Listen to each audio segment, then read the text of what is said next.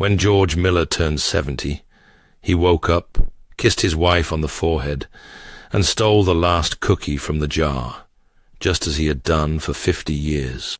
She rolled her eyes, sighed, and still smiled. That's how, in a kitchen smelling of coffee and cinnamon, their next day together began. And in that smile was everything: years, scars, victories, tiredness, and love, strong as an old tree. Many people asked George, "How did you manage to preserve passion when many have long forgotten what it is?" George just smirks, like a man who knows a secret, but isn't in a hurry to reveal it. Today he will finally tell, without affected prettiness, without bookish wisdom. Only what really works. 6 simple habits, thanks to which love doesn't just live, but only becomes brighter when others give up. George always said, the most important thing is to talk.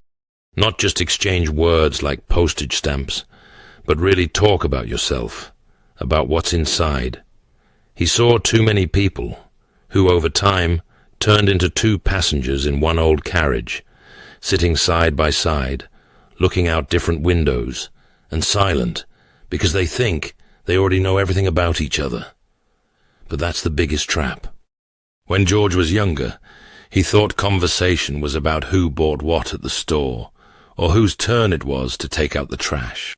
But over time, he understood, if you want to keep love alive, you need to talk not about the external, but about the internal, about fears, about joys, about those strange little things that touch the soul, even when you're over 60 and you think nothing can surprise you. He recalled how once their friend Jack came to their dinner, with that same sour face people usually wear when looking at broccoli. Jack had been married for 35 years, and proudly claimed that he and his wife never argued.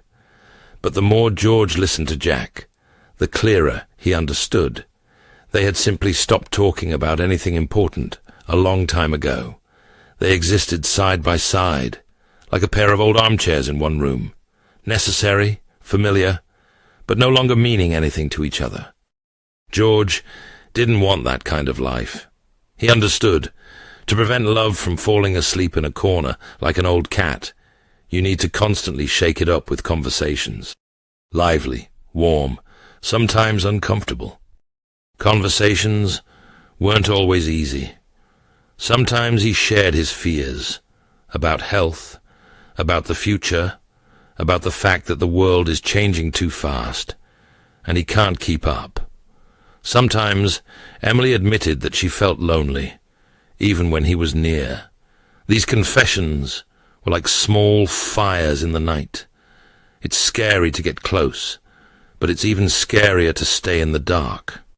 Maybe you're listening to this now and thinking, of course, talking, that's so simple. What's there to learn?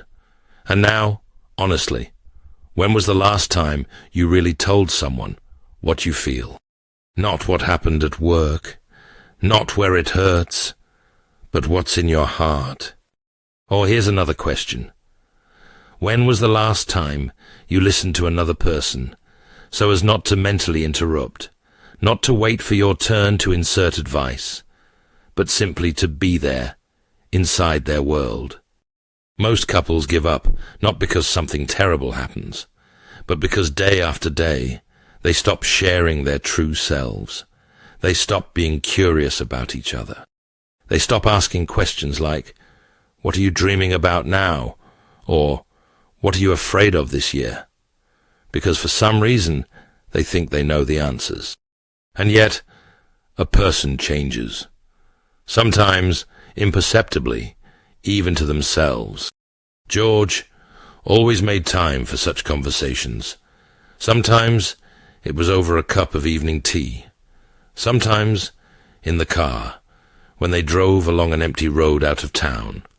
Sometimes in the middle of an argument, when it would have been easier to be silent and slam the door. He learned to ask Emily questions that revealed her anew each time. And, what's even more important, he learned to answer honestly himself, without defensiveness, without clichés. Here's a little secret from George that's worth remembering. Every sincere conversation is like a new branch on the tree of your love. The more branches, the stronger the crown above your life becomes. And yes, sometimes the conversations were uncomfortable. Sometimes they started with the phrase, "I'm angry at you," or "I'm hurt because..." But you know what? The worst thing is not conflicts. The worst thing is the silence in which you gradually become strangers. By the way, if you think, okay, it's good to talk, but with age people become more stubborn, don't they? I will answer you with the words of George himself. With age, you don't become more stubborn, you become lazier. And if you're too lazy to tell your loved one what's on your mind, it means you're too lazy to fight for them. Maybe it sounds harsh, but it's better to have a harsh truth than a soft lie, under which a real feeling dies. If you resonate with what I'm talking about, don't forget to support this video with a like and subscribe to the channel. It's a small gesture, but it is from such small gestures that everything most important is built.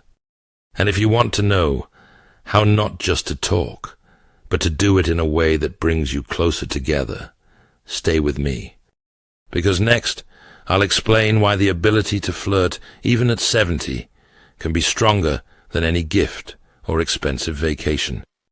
And perhaps it is in this that you will see the spark that you once feared losing. Flirting. This word is associated for many with youth, with the slight awkwardness of first dates, with a coquettish glance over the shoulder, or a shy smile in a cafe. But George understood one simple thing a long time ago. Flirting is not an age-related entertainment. It's the language of love. And if you want to speak it until your last breath, then you should learn not to forget it, even when there are more wrinkles than memories. He recalled how once, at a family celebration, his granddaughter, about 20 years old, leaned towards her grandmother and whispered, "Grandma, do you still like Grandpa?" Emily, without batting an eye, replied, "Of course. He reminds me of it every day. Sometimes, by the way, in the most inappropriate places." George always believed that flirting is not about appearance, and not about words. It's about attention, about that spark in the eyes that says, "I see you. You are still the most interesting person in the world to me." And yes, sometimes their flirting resembled gentle teasing, a joke on the edge. Sometimes Emily would tease him about his baldness, and he would threaten to get a young caregiver in response. They knew how to laugh at each other without taking offense, because they knew behind every joke lies tenderness, as warm as a blanket under which you want to snuggle up together on a rainy day. Think about it. When was the last time you flirted with your loved one? Not out of politeness. Not because it's customary, but simply because you wanted to catch their gaze again, to make them smile again, like in those long-ago times when no one called you an elderly couple. George remembered his old friend Henry, who, after living with his wife for 40 years, once confessed to him over a beer. You know what my mistake was. I stopped courting her. I stopped doing those little silly things, because of which she chose me among all the others. I thought that since she's with me, it's forever. But the heart, George, it requires updates, just as a garden requires water. Without flirting, love dries up. And it's true, flirting is like sunlight for relationships. Without it, everything becomes grey, predictable, heavy. Flirting is an invitation to a small game where the rules are simple. I see you. I want you to smile.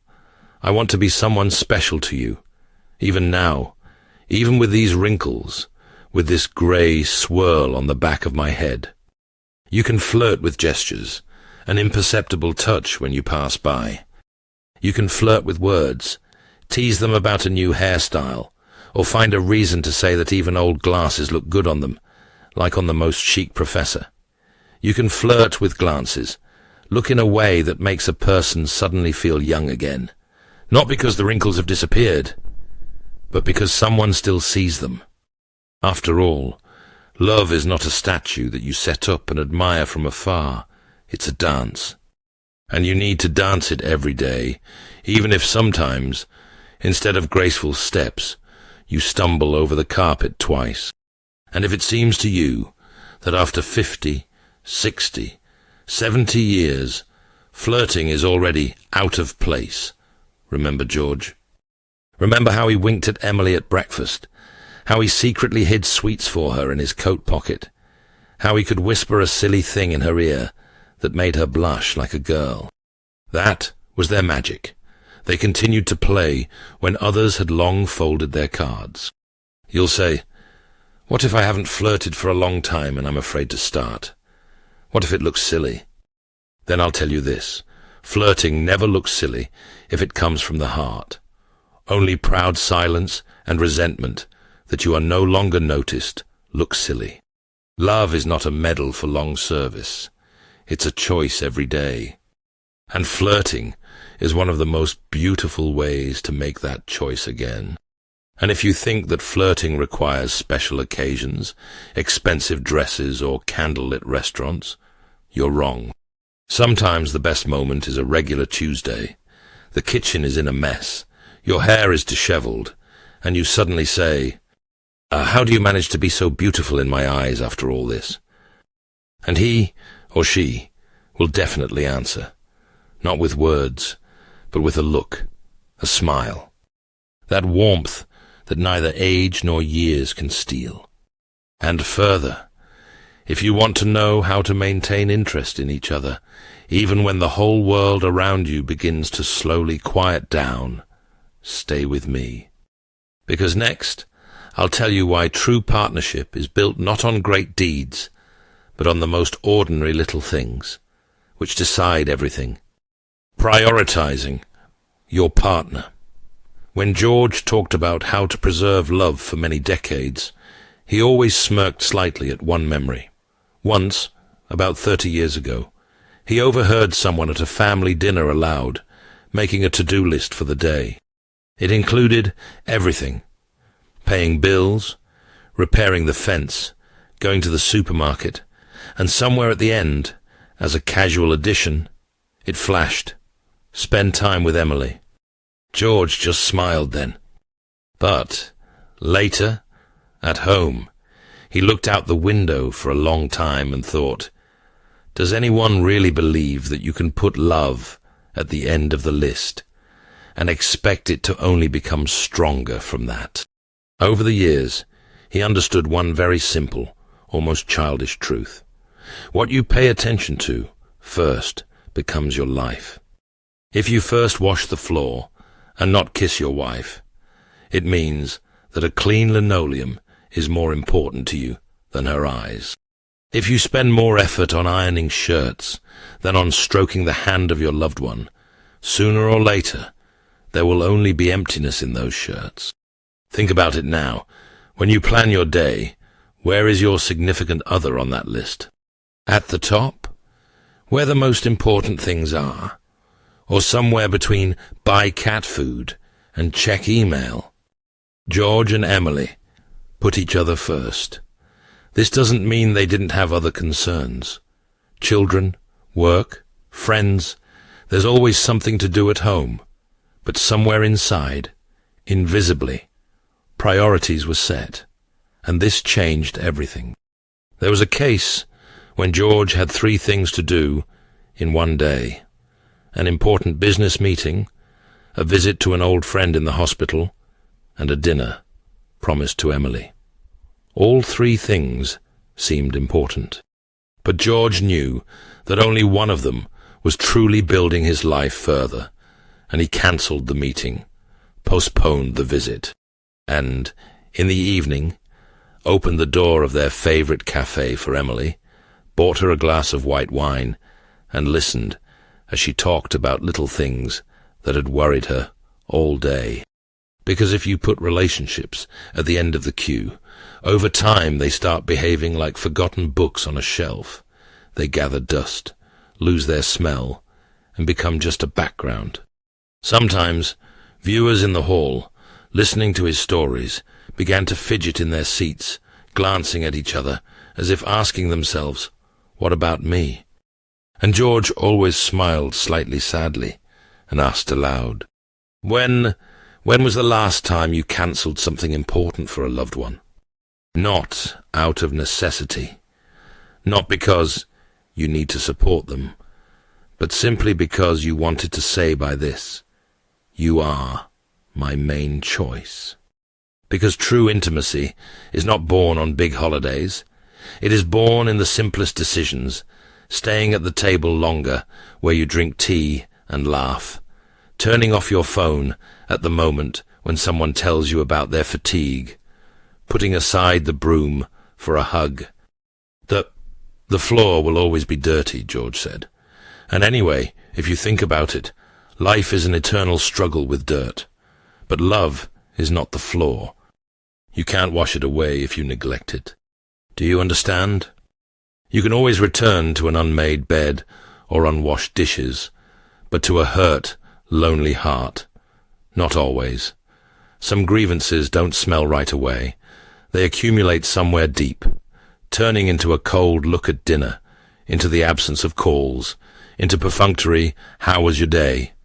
without a desire to listen to the answer. And then you wonder why it suddenly became so quiet nearby, why your jokes no longer cause laughter, why you are not drawn home like before. The answer is simple. You didn't choose love when it mattered. Maybe right now someone is listening to me and thinking, okay, I'll start prioritizing him or her tomorrow, starting tomorrow.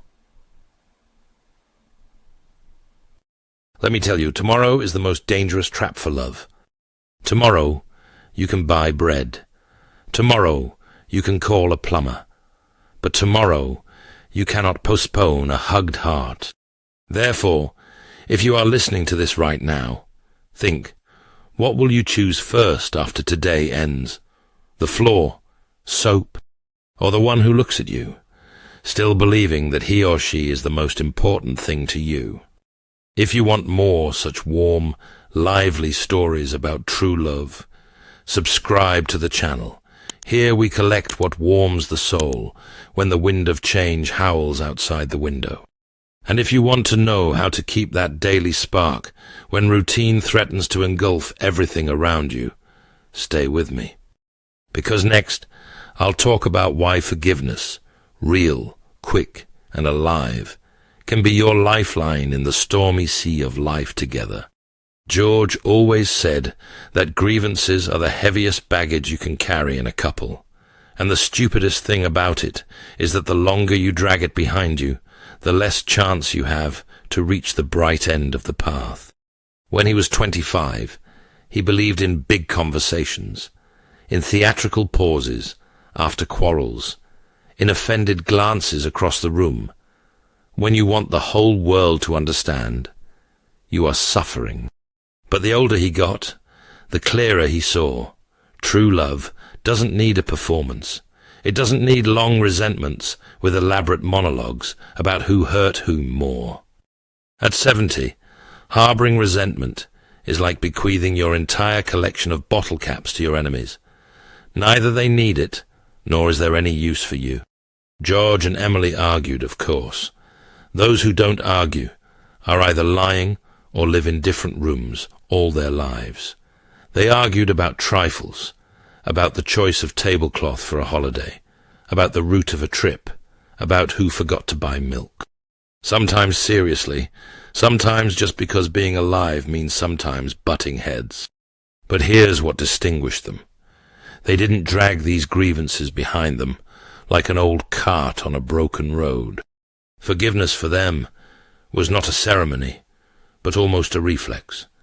Sometimes one glance was enough, a light touch, a short, "Well, I'm sorry, I'm a fool," and everything disappeared, like dew in the sun. Think now, how many accumulated grievances are in you? How many times have you held a stone in your bosom, hoping that the other person will guess, ask for forgiveness first, beg for your favor? And how many times did this lead not to victory, but to emptiness? George often told the story of his old friends, Mark and Sylvia. At first, they were a bright couple, noisy, cheerful, but over the years, their house became quiet. Not the cozy quiet that comes after a long life together, but icy, because every minor offense they carefully placed in their hearts, like pebbles in a pocket. And each new pebble seemed light, insignificant, but over time there were so many of them that even the smallest joy drowned under their weight.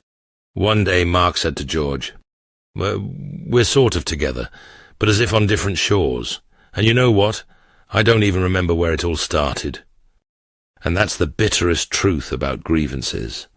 Over time, you forget why you started to get angry, but the feeling remains, like poison without a source, and it destroys everything. George and Emily lived differently. They had a rule: you can be offended, but not for long. Like rain, it poured and went away. Resentment, like rain, should cleanse, not drown. He often said that forgiveness is not surrender. It's not an admission of someone else's rightness. It's a choice.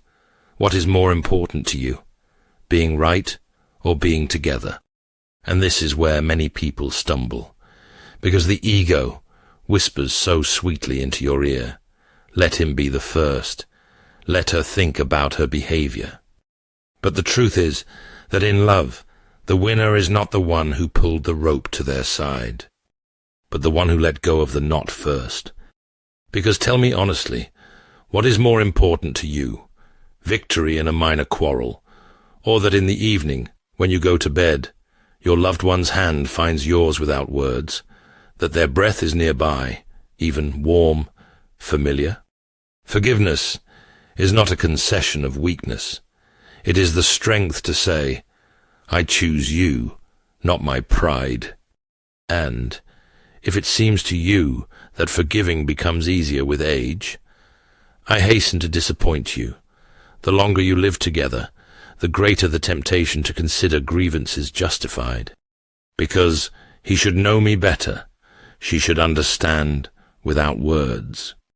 But here's the paradox.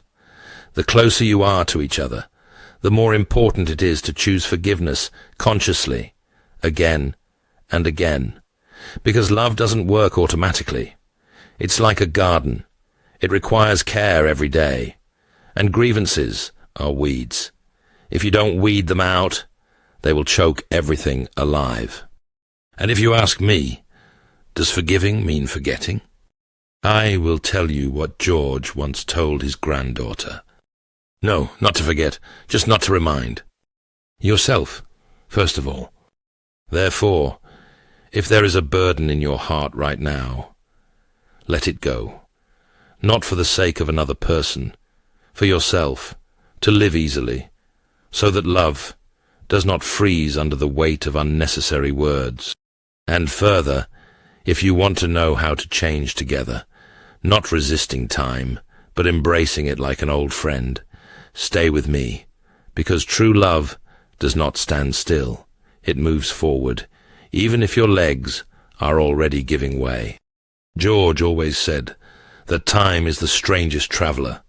It walks beside you, asks nothing, promises nothing, just changes everything around. The body, habits, desires, and if you try to cling to the old, to cling to what you once were, you only hurt yourself, and at the same time, the one who is walking beside you.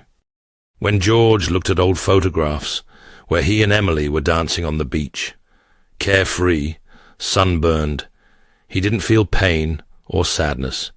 He smiled, because he knew love is not a frozen picture. It's not eternal spring on one film. Love is a film that plays throughout life, changes, develops. And to stay in it together, you need to be able to change. Emily once loved long journeys. They would spontaneously go on trips, sleep in tents, climb hills for a single view of the sunset. But with age, their knees began to ache, their backs to act up, and sleeping on the ground ceased to seem like a romantic idea.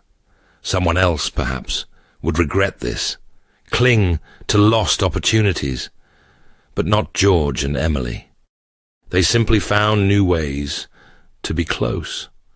Instead of hiking in the mountains, quiet walks in the nearest park, discussing the whimsical shapes of clouds.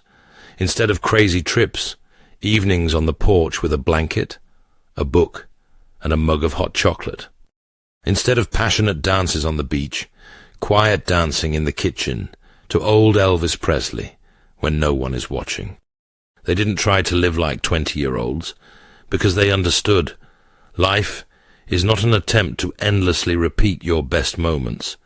It's the art of creating new ones. And yes, sometimes new moments looked silly.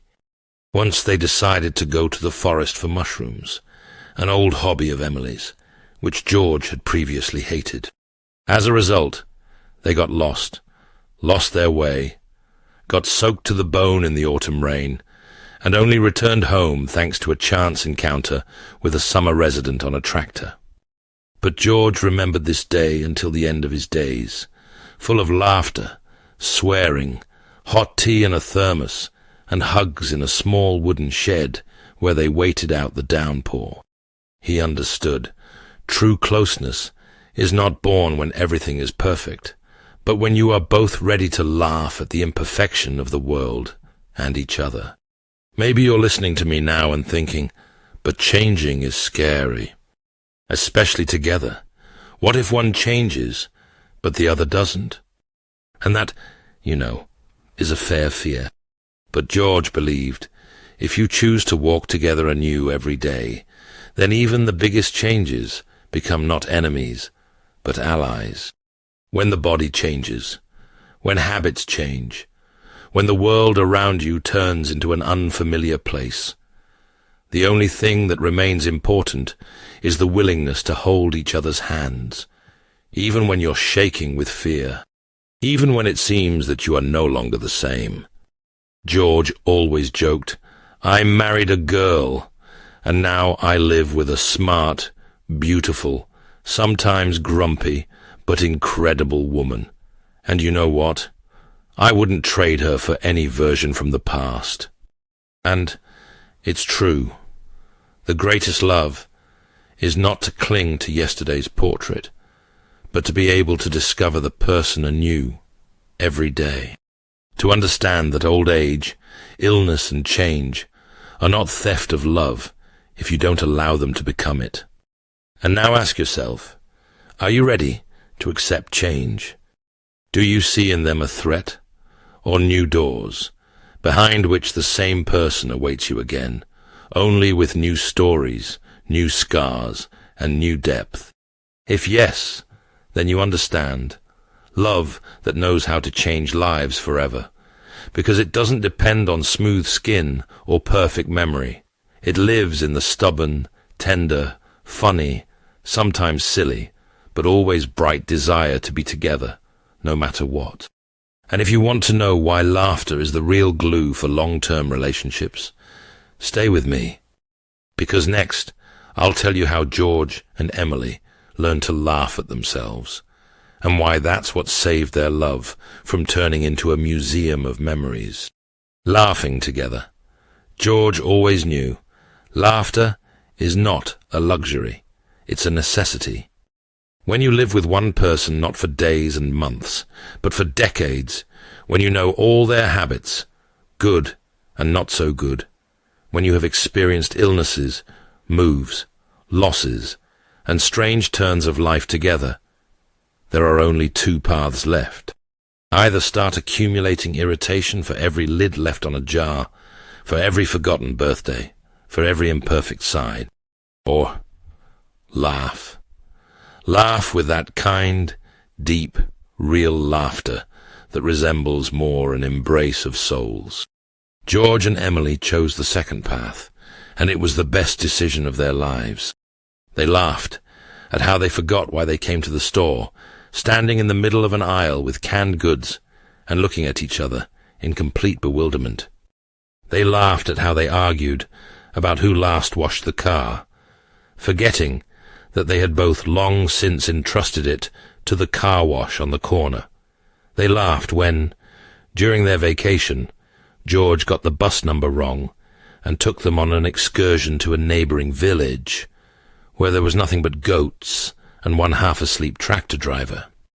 And most importantly, they laughed at themselves, at how it became harder for them to get up in the morning with age, how Emily spent hours choosing glasses, and George argued with the navigator as if it were a living person. They didn't look for an ideal in each other. They found pleasure in imperfection. Because the truth is that the world will always find a reason to upset you. There will always be a person who will say the wrong thing. There will always be a day when everything goes wrong. And if you haven't learned to laugh at yourself, if you don't know how to see the funny where others see a reason for reproach, your life will become heavy, like a suitcase that is dragged through a sandstorm. Laughter, George said, is glue. It glues together what time tries to tear apart. And the older they got, the stronger this glue became, because years only added reasons for small, comical catastrophes. Maybe someone is listening to me now and thinking, but how to laugh when everything around is only getting more complicated? And I understand this question. I understand it very well. But laughing doesn't mean pretending that there are no problems. It means looking at them the way children look at puddles, not with irritation, but with excitement, thinking, should I run through this mud right now, with squeals and squealing boots? Laughing at yourself makes love alive, because there is no malice in it. There is no competition.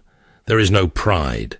There is only one thing, the recognition that we are all imperfect, that we are all sometimes foolish, that we are sometimes ridiculous, and that, despite all this, we can still be loved. George and Emily didn't make scenes for each other for forgotten anniversaries. They didn't make tragedies out of the fact that George sometimes brought home the wrong bread that Emily asked for. They joked about it, sometimes sharply, sometimes gently, but always together. And when Emily once said, "You're like a lost glove to me," sometimes uncomfortable, sometimes out of place, but always familiar, George just laughed and winked at her, just as he had winked half a century ago. And tell me, what is better, resentment over the wrong bread, or the memory of how you two laugh until you cry in the kitchen, among crumbs and unfinished business? Love, that can laugh at itself, does not grow old. It is not afraid of wrinkles, grey hair, extra pounds, and forgotten keys. It lives, and it makes life worthwhile, every second of it. Therefore, if you want to preserve love for decades, don't accumulate grievances. Accumulate moments when you laugh together, so that your cheeks ache, and it seems that there is nothing terrible in the world. And then, even when your hair turns silver and your legs get tangled on the stairs, your hearts will beat easily and happily in the same rhythm. Love that lasts for decades is not an accident. It's daily work. It's small choices made correctly. It's laughter instead of resentment, conversation instead of silence, hand in hand, even when the body no longer obeys as before. George and Emily weren't magicians. They simply chose each other anew every day, without loud vows, without drama, without illusions. They loved, simply honestly and cheerfully. And in that, perhaps, was the whole secret. If you want your love story to also sound for a long time, maybe you should start with the simplest thing, with one conversation, with one hug, with one joke whispered in the kitchen. Thank you for listening to the end. If this story resonated with you, if you saw a part of yourself in it, support our channel with a like and a subscription. For you, it's a couple of seconds, and for us, a huge sign that such warm stories are needed in the world. And remember, good love doesn't start in wedding halls or in beautiful posts. It starts in the kitchen, by the coffee maker, by the old cookie jar, and it continues as long as you laugh together. See you in the next story,